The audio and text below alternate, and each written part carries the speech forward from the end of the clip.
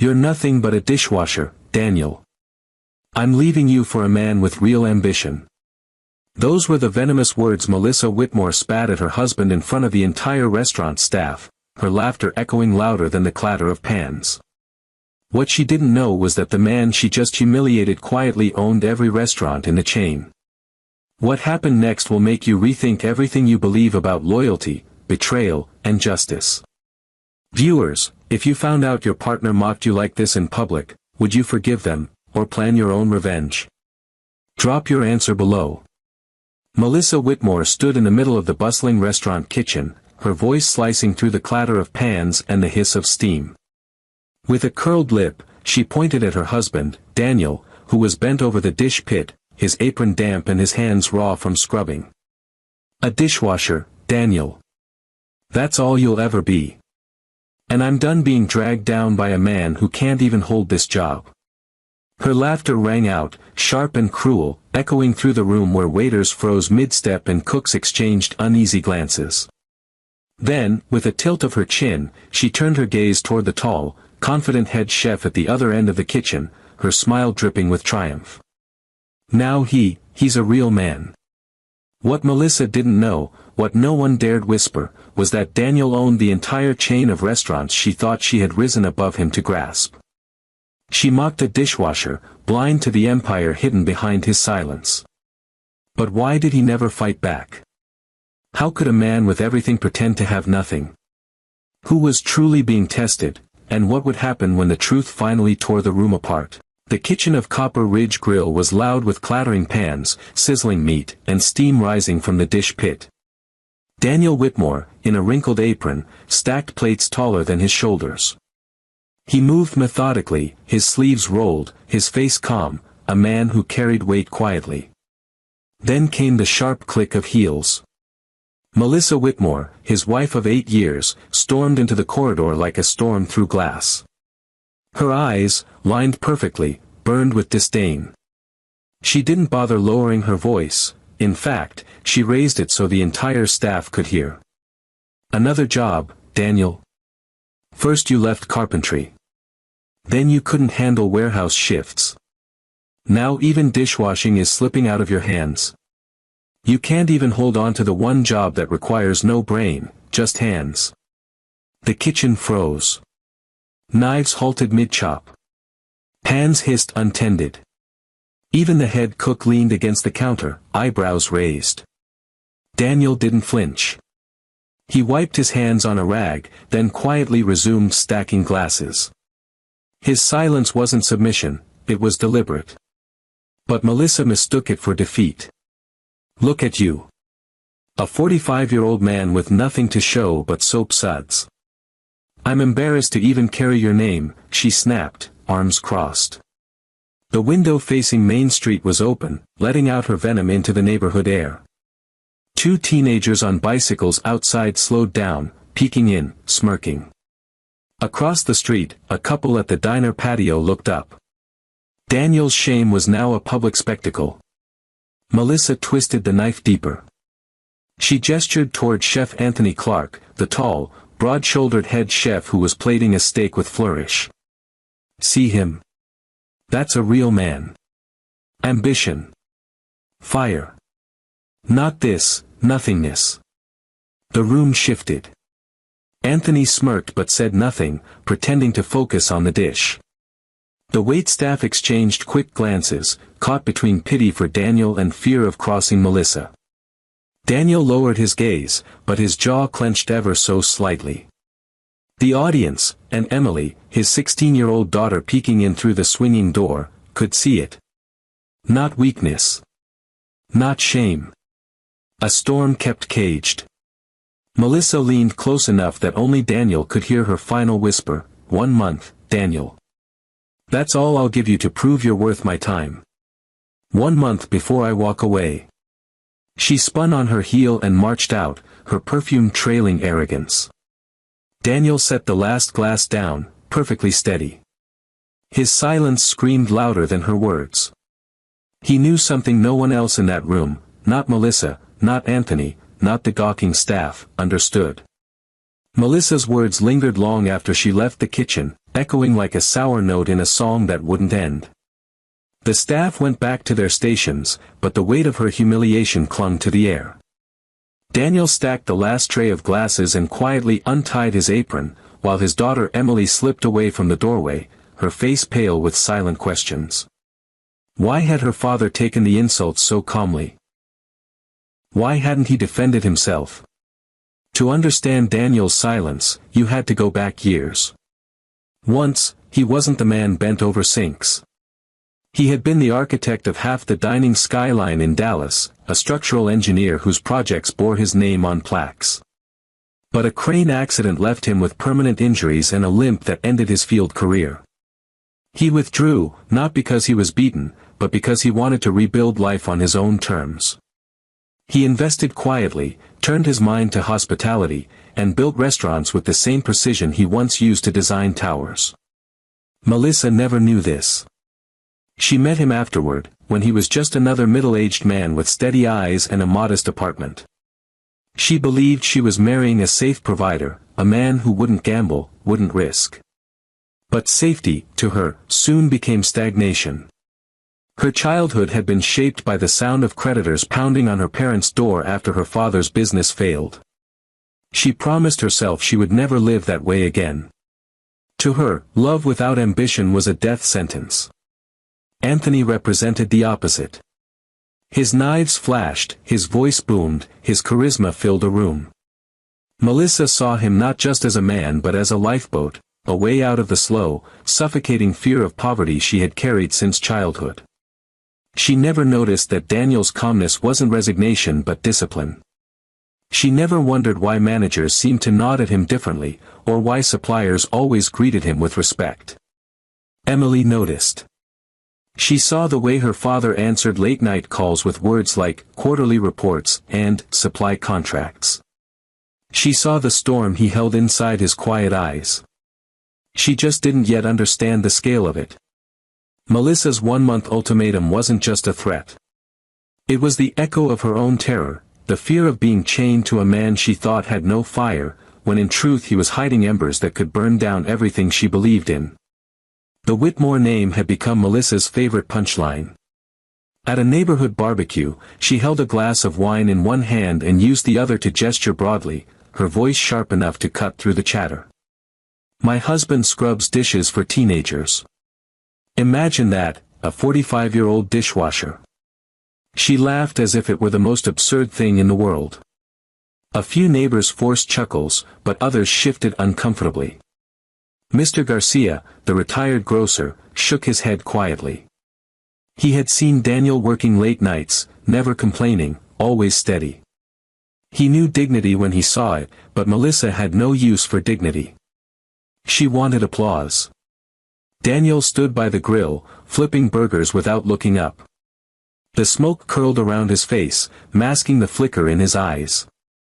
Emily sat nearby, lips pressed tight, scribbling in her journal. She hated when her stepmother turned their life into theater. Later that evening, Melissa slipped out in Anthony's car. They drove to a downtown restaurant, Anthony's arm draped over the wheel with casual arrogance. Over candlelight, he whispered promises Melissa had been starving to hear. With me, you'll never scrub poverty again. You'll be first lady of this chain. Her smile widened, not from love but from hunger. Anthony had a way of filling a room with his presence. He barked orders in the kitchen like a general on the battlefield, his knives flashing under the fluorescent lights. No, no, no. That sauce is too thin. Do it again. Customers pay for perfection, not excuses, he roared, slamming a ladle into the counter. The younger cook scrambled to obey, while Melissa watched from the corner with a satisfied smirk.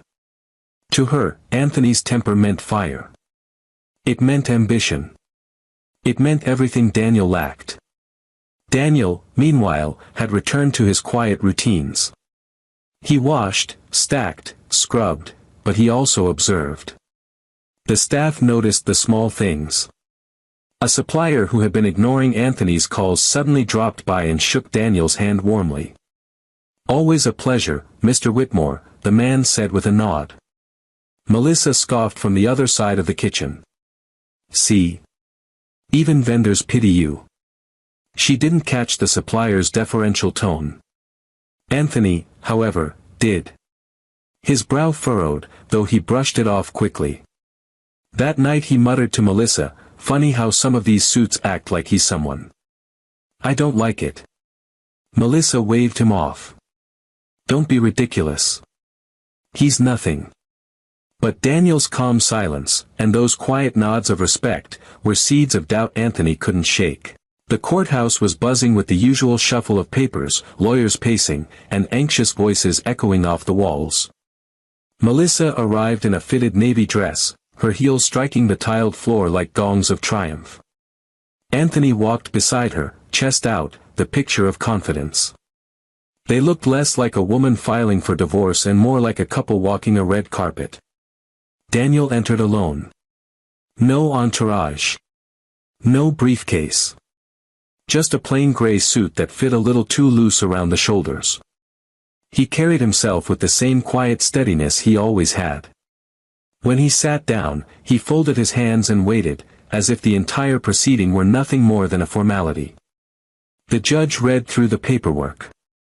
"Mr. Whitmore, do you contest this divorce?" The room stilled.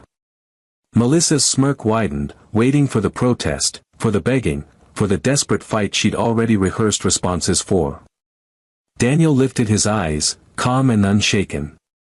"No, Your Honor." "Let her go." Melissa's smirk froze. She wasn't expecting surrender. She was expecting a man to claw, to crumble, to bleed. Instead, he had released her without resistance. As they exited, Anthony leaned in and whispered to her, "See? He looks like a man already buried." Melissa smiled again, but her hands trembled around her clutch. Daniel walked past them, his silence heavier than any outburst. Melissa thought she had stepped into another life. Anthony whisked her into high-end restaurants, poured vintage wine into her glass, and introduced her as "my wife" to people who nodded with admiration.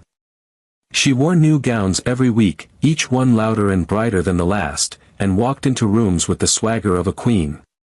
When she saw Daniel passing by in the neighborhood, pushing a grocery cart or walking with Emily, she made sure her laughter carried. "You see, Emily," she once sneered within earshot. "That's what happens when you marry small. But me? I chose big." At first, Anthony delivered. He bought a new car, rented a sleek condo downtown, and took Melissa to galas where chandeliers sparkled like diamonds. But the bills stacked quietly behind the scenes. Anthony's arrogance spilled into the workplace too, shouting at waiters, demanding special cuts of meat flown in from overseas. Melissa clung to the image, ignoring the whispers of staff who muttered, "This won't last." Meanwhile, Daniel remained steady. He still worked in kitchens, still answered phone calls at odd hours. Managers greeted him with subtle nods. Suppliers returned his calls first. And though Melissa thought he was invisible, Daniel was watching everything unfold, silent as stone, waiting. The tension at the Whitmore house was no longer hidden behind closed doors. Emily, quiet and watchful, carried her father's steadiness in her bones, but even she couldn't ignore the venom that filled the air whenever Melissa spoke. One evening, Melissa sat at the dining table polishing her nails while Emily finished homework nearby. Without looking up, Melissa muttered, "Your father will never be more than a dishwasher. He's destined for nothing." Emily's pen froze. Her chest rose and fell once before she lifted her eyes. "Funny," she said, her voice firm, "every time people look at him, I see respect. They never look at you that way." The words cut deeper than Emily realized. Melissa's jaw tightened, her eyes flashing with anger. She slammed her hand down on the table, rattling the glass of water. "Don't you dare speak to me that way," she hissed. Daniel appeared in the doorway, calm but commanding. "That's enough," he said softly, his voice carrying more weight than a shout. Melissa looked away, but Emily had already made her point. She had seen through the facade, and Melissa knew it. While Melissa clung to Anthony's flame, that flame was beginning to scorch more than it illuminated. At the restaurant, Anthony's arrogance ballooned. He barked at waiters for bringing the wrong garnish, hurled pans against walls when customers complained, and demanded staff address him as Chef Clark with exaggerated reverence. Melissa, watching from the sidelines, told herself it was passion. It just means he cares about perfection, she reassured her friends over cocktails. But the staff whispered another story, he's cracking. This won't end well. Anthony's recklessness extended beyond temper. He convinced Melissa to co-sign on loans, claiming they were for expansion. He ordered crates of imported truffles and vintage wines, boasting that he would make their branch the crown jewel of the chain. The debt piled quietly, but Melissa ignored the warning signs. She was too enamored with being seen on Anthony's arm, walking into galas in gowns that sparkled under camera flashes. Meanwhile, Daniel was moving in a different kind of spotlight. In a glass-walled boardroom downtown, he sat among executives who leaned forward when he spoke. Reports were spread across the table, profit margins, staffing issues, and one alarming note, reckless spending at the Dallas branch under Chef Clark. He's burning cash we don't have, one director warned. Another added, staff turnover is rising. Complaints are stacking up. Daniel listened quietly, fingers steepled, eyes calm. Finally, he said, not yet. Don't intervene. Let him keep digging. People need to see him for what he is. His voice carried authority, and the directors nodded reluctantly. Daniel wasn't passive, he was patient. The same silence Melissa mistook for weakness at home was, in truth, a strategy sharpened by years of discipline.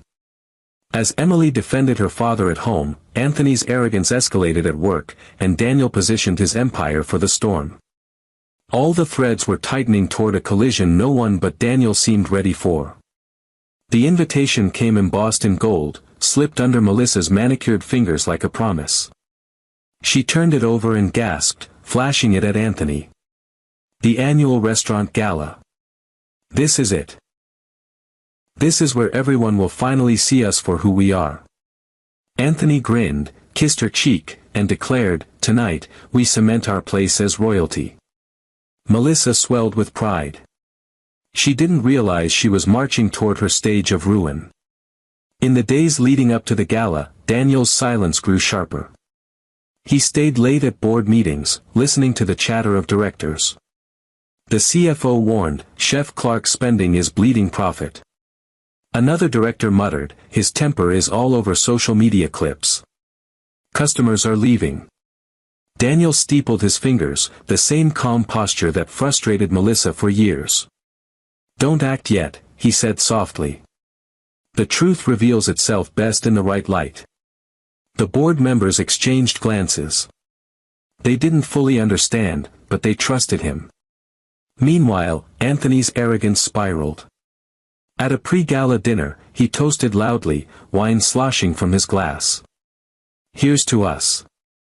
The future of this chain belongs to me. Melissa clinked glasses, laughing too loudly, while staff muttered at the edges of the room. Even Emily, seated quietly at her father's side, caught the irony. Her gaze flicked from her stepmother's glittering dress to her father's calm expression. Daniel never corrected them, never boasted, but in his silence she read certainty. The night of the gala glittered with chandeliers, polished marble floors, and tables lined with silver cutlery. Melissa arrived in a flowing gown, crimson red like a warning flame, her arm looped proudly through Anthony's. Cameras flashed as she whispered, tonight, they'll all know who really runs this place. She didn't notice the waiter's eyes shifting toward Daniel, who stood quietly at the back, greeting staff with nods and warm handshakes. Anthony strutted through the ballroom like it belonged to him. He clapped Daniel on the back and sneered, didn't expect to see you here. Careful not to spill the drinks, old man. Melissa laughed, her voice shrill, masking nerve she didn't want to admit. Daniel simply smiled faintly and moved on, as though Anthony's presence barely registered. The speeches began. One by one, executives praised the growth of the chain, its resilience, and its guiding hand. Melissa leaned close to Anthony, whispering, "This is it. They're setting you up." She even raised her glass when she was invited on stage, delivering a smug toast, "To my husband, Chef Anthony Clark, the true future of this empire. Without him, there would be nothing." The applause was polite, restrained. Melissa didn't notice the side glances, the subtle frowns. She only saw her reflection in the crystal glass. At the back of the room, Daniel's daughter leaned closer to him. "Are you going to let her keep saying these things?" she whispered. Daniel placed a hand on hers and murmured, "Patience, Emily. The truth doesn't need to shout." The tension thickened, straining like a violin string pulled to the edge of breaking. The gala wasn't just a celebration. It had become a stage set for justice. And Melissa, in her red dress, had unknowingly stepped into the spotlight of her own undoing. The ballroom lights dimmed, and a hush fell over the crowd. A host stepped onto the stage, adjusting the microphone with a practiced smile. "Ladies and gentlemen," he began, "tonight is not just about celebrating another year of growth. It's about honoring the vision, the heart, and the steady hands that built this chain from the ground up." Melissa's heart swelled. She gripped Anthony's arm tighter, her nails digging into his sleeve. She whispered, "This is it. They're about to name you." Anthony puffed his chest, smirking, already rehearsing his victory stride. The host continued, "We owe our success to a man who chose humility over arrogance, who worked quietly, who understood every corner of this business, from boardroom to dish pit." Melissa raised her glass, eyes shining. Her smile froze when the host's voice rang out, "Please join me in honoring Mr. Daniel Whitmore." The ballroom erupted in applause. Chairs scraped, glasses clinked. Executives rose to their feet. Staff cheered. And from the back of the room, Daniel stood slowly, his gray suit catching the light as he made his way forward. Melissa's hand slipped from Anthony's arm. Her glass tilted, red wine spilling down her gown like a bloodstain of pride. Anthony's mouth fell open, eyes darting between Daniel and the applauding executives. "No," Melissa whispered, her voice trembling. "No, it can't be." Daniel shook hands with the host, his smile calm, steady, unhurried. Executives pressed close, eager to congratulate him. "The foundation of this empire," the host declared, "a man who never forgot the dignity of work." Melissa's world caved in. She remembered every sneer, every cruel word, every time she'd mocked Daniel in front of others. Her mind replayed the barbecue, the courthouse, the late-night whispers to Anthony. She had mocked him for scrubbing dishes while he was quietly holding the empire in his hands. Anthony, red-faced, hissed under his breath, "You tricked me. You made me think he was nothing." Melissa turned to him, desperate, but he shoved her hand away. "You were supposed to be my ticket in. Instead, you tied me to a man who owns me." His voice was low, sharp as a blade. On stage, Daniel took the microphone. He didn't gloat. He didn't even look at Melissa. "Thank you," he said simply. His voice carried like steel wrapped in velvet.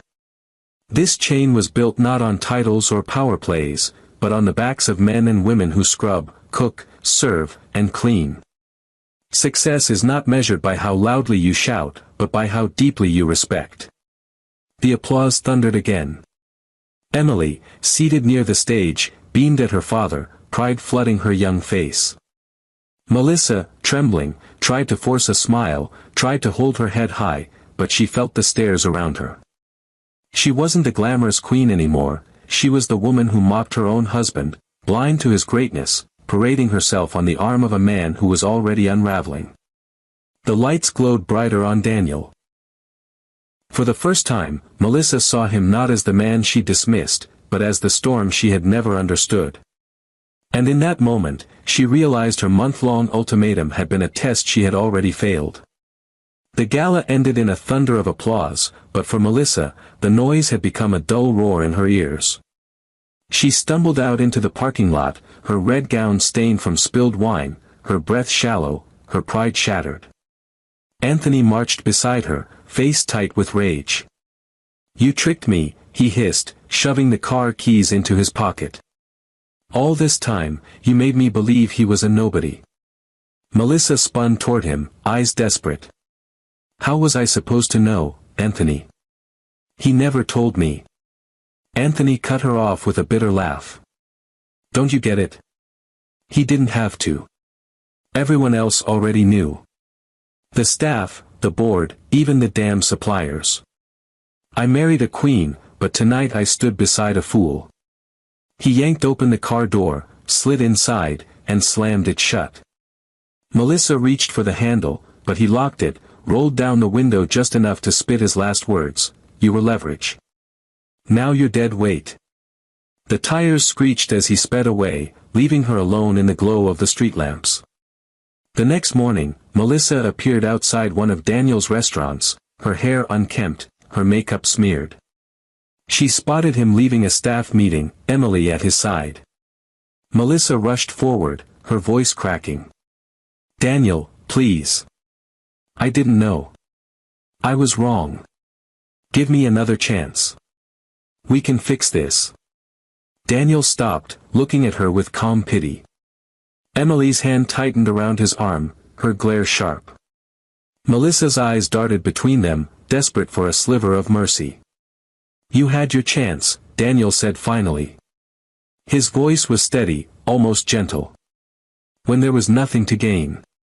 Now you want what I built, not who I am." Melissa's knees weakened. She tried to answer, but the words collapsed into sobs. Daniel guided Emily toward the waiting car, never glancing back. News spread quickly in the weeks that followed. Anthony had been fired from the chain, his financial recklessness and explosive temper caught on camera and shared online. A viral clip showed him throwing a pan at a line cook, the caption branding him a bully. No fine restaurant would hire him now. He ended up at a roadside diner, flipping greasy burgers under buzzing fluorescent lights, a chef who once mocked a dishwasher reduced to worse than dish duty. Melissa's fall was quieter but crueler. The loans Anthony signed under her name dragged her into debt. The condo was repossessed, the car towed, her jewelry pawned for pennies. Friends who once toasted her victories now ignored her calls. She worked as a waitress in a cheap diner, serving coffee for tips. Each tray she carried reminded her of the man she had ridiculed. For Emily, the story was different. She flourished. She walked beside her father at conferences, listened to his speeches, and began to see her own future in his empire. At dinner one night, she told him, "Mom would have been proud." Daniel smiled, his hand resting over hers. "And I'm proud of you." Melissa watched from afar sometimes, broken, bitter, aching. But Daniel never looked her way again. Melissa's world shrank fast. Once, she strutted in gowns beneath chandeliers, glasses clinking in her honor. Now she woke up to eviction notices and calls from creditors that made her chest ache. The condo she flaunted to her friends was repossessed, her car driven away on the back of a tow truck. She stood on the curb in the same heels she once wore to galas, watching her reflection vanish in the tinted windows. At night, she sat alone at the kitchen table of a rundown rental, the silence gnawing. The diamond ring Anthony once slipped on her finger was gone, pawned for a fraction of its value. In its place was a faint band of pale skin, a ghost of the life she thought she had secured. Her phone buzzed with messages from debt collectors. The women who once sipped wine with her no longer answered her calls. They had moved on to newer stories, fresher scandals. Melissa had become old gossip. Meanwhile, Daniel's world expanded. His restaurants thrived under his guidance. Instead of tightening his grip, he loosened it.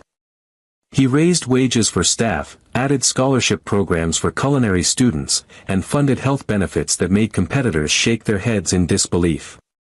When asked why, he told a reporter simply, "A chain is only as strong as the hands that hold it together." The media adored him, but Daniel kept his humility. At board meetings, he was the same calm presence, listening more than speaking. His quiet leadership drew loyalty from employees who once thought of him as just another dishwasher. Now they knew the truth, he had walked in their shoes by choice. Respect for him wasn't commanded, it was earned. Emily blossomed in the glow of her father's steady example. At school, she excelled, her essays carrying wisdom far beyond her years. She wrote about dignity, about strength hidden in silence, about how real power doesn't shout. Teachers praised her, classmates admired her. At home, she studied business journals, her mind fixed on one day joining her father in steering the empire. Melissa saw glimpses of this new life from the shadows. Once, she lingered across the street from one of Daniel's restaurants, watching him step out surrounded by smiling staff and a proud Emily at his side. She felt a lump in her throat as she remembered how she once mocked those very smiles. She turned away before anyone could see her, her reflection in the restaurant window too painful to confront. Her shifts at the diner dragged. Each time she carried a tray of steaming coffee or wiped down a sticky booth, she thought of the day she ridiculed Daniel for scrubbing plates. That memory burned more than the blisters on her hands.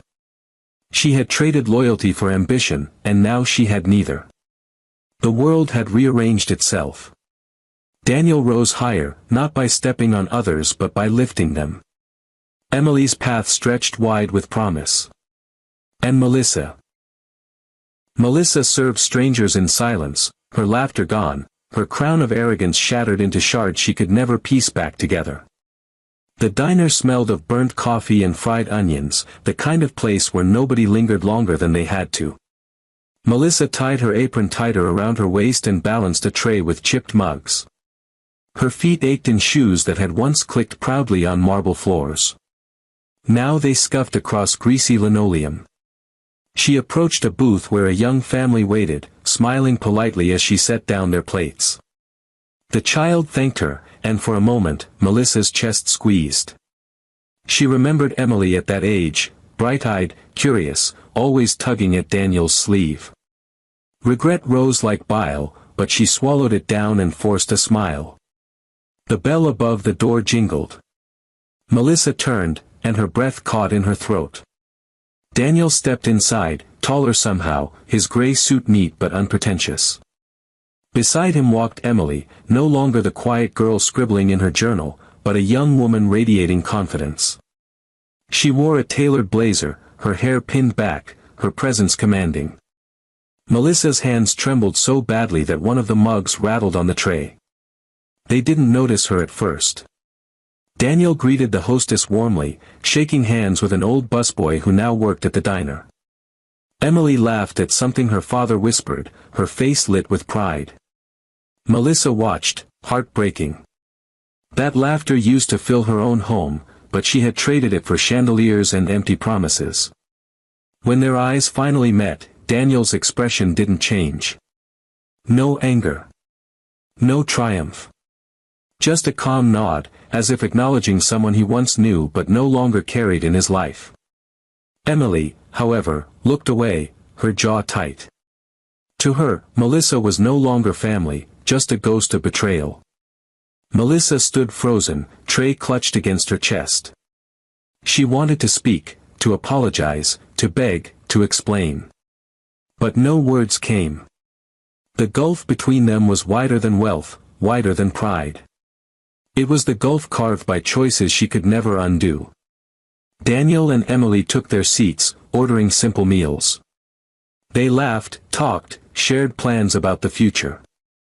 Melissa watched from behind the counter, unseen, her eyes glistening. Every smile between father and daughter was a reminder of what she had thrown away. As they left, Daniel held the door open for Emily, the evening sun framing them in golden light. Melissa stepped forward instinctively, but stopped herself. She realized then that she had no place in their story anymore. Out on the street, Daniel's voice carried softly, almost like a closing note to a song. People chase status, he told Emily, but forget character. True wealth isn't counted in dollars, but in loyalty, patience, and love. Betrayal destroys faster than poverty ever will. The car door shut, and the engine hummed to life. Melissa pressed her hand against the diner's glass, watching as they drove away, their taillights glowing like distant stars. Alone in the reflection, she saw herself, apron stained, crown shattered, dignity lost. And for the first time, she understood, Daniel's silence had never been weakness. It had been strength, waiting for the truth to speak louder than her pride ever could.